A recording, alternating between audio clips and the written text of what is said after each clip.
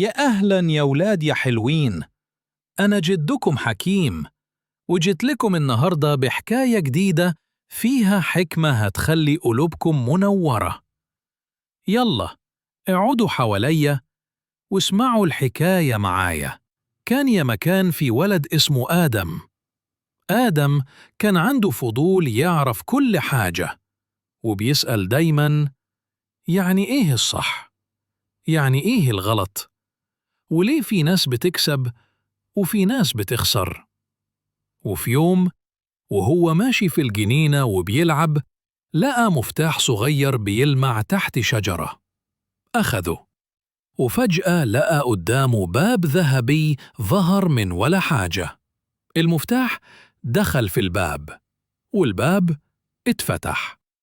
دخل آدم جوه، لقى نفسه في عالم من المرايات.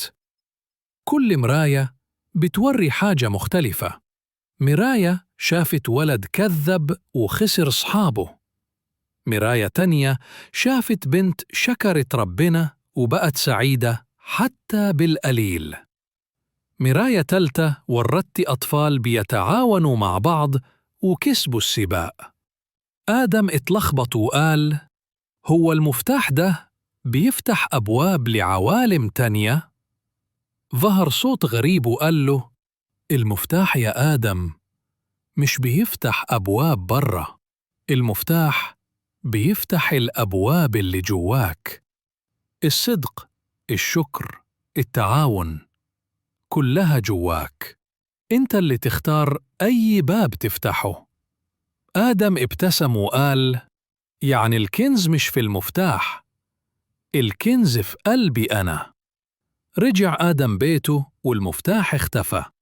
بس من يومها كل ما يحس إنه تايه يفتكر إن عنده مفتاح جواه يرشده للطريق الصح.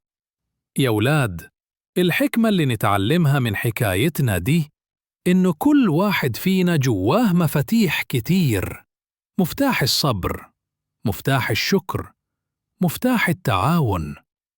بس اللي بيحدد أي باب يتفتح هو إحنا. وخلصت حكايتنا يا ولاد. لو عجبتكم القصة ما تنسوش تعملوا لايك للفيديو وتشتركوا في القناة عشان تتابعوا كل الحكايات الجديدة. أنا جدكم حكيم، وبحبكم كلكم من قلبي.